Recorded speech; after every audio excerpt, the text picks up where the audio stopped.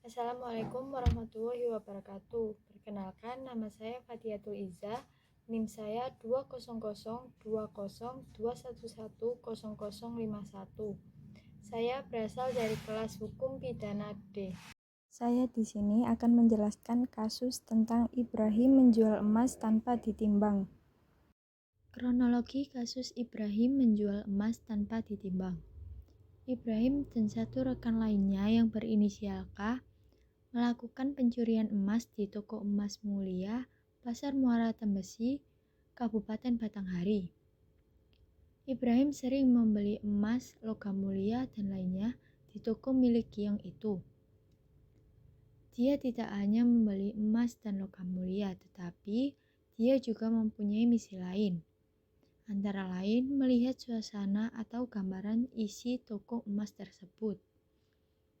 Sebelum beraksi, Ibrahim selalu memantau toko emas itu sejak pagi. Setelah itu, malam harinya Ibrahim dan temannya itu melancarkan aksinya. Sekitar dini hari, Ibrahim memasuki toko itu melalui jendela belakang toko emas itu. Sedangkan temannya menunggu di luar memantau situasi apakah aman atau tidak. Setelah mendapatkan barangnya, kemudian mereka membaginya, lalu mereka berpisah. Kemudian, Ibrahim menjual emas tersebut di kota Jambi. Ibrahim tidak menimbangnya lagi berat emas yang dijual itu, tetapi oleh pihak pembeli langsung dibayar senilai 75 juta rupiah. Uang hasil penjualan itu dibelikan Ibrahim satu unit mobil Escudo, satu motor Vision, dan peralatan rumah tangga lainnya. Kapolresta Jambi Kombes Pol Dr. Andi Samsudin Lubis melalui Kasat Reskrim Kompol Agung W. Nugroho mengatakan penangkapan tersangka berawal dari informasi masyarakat yang mengatakan akan ada transaksi jual beli emas tanpa surat.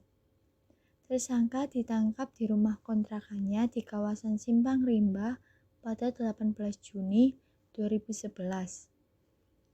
Tersangka ini telah melanggar pasal 363 KUHP. Di sini saya akan menjelaskan tentang konsep perbuatan pidana. Perbuatan pidana yang dilakukan oleh Ibrahim dan rekannya termasuk perbuatan pidana positif, di mana perbuatan itu dilakukan secara nyata. Elemen yang terkait dalam kasus ini merupakan pencuri yang melawan hukum yang objektif. Kasus ini itu termasuk dalam dua jenis delik. Yang pertama itu delik kejahatan dan pelanggaran. Dikatakan delik ini dikarenakan tersangka melakukan pencurian emas dengan cara memasuki toko emas itu lewat jendela belakang toko tersebut. Yang kedua itu jenis delik berkualifikasi. Termasuk dalam jenis delik ini dikarenakan perbuatan itu menimbulkan akibat khusus yang diancam sanksi pidana yang lebih berat daripada sanksi yang diancamkan pada delik. Kasus Ibrahim dan rekannya ini termasuk ke dalam unsur tertulis dikarenakan ada di pasal 363 KUHP yang sudah ada di dalam Undang-Undang Dasar 1945. Adapun juga pertanggungjawaban pidana. Dalam kasus pencurian Ibrahim dan rekannya ini dikenakan pasal Jo 55 ayat 1 dan pasal 363 KUHP. Kasus ini juga termasuk dalam kesengajaan dikarenakan perbuatan ini dilakukan dengan sengaja dan secara sadar.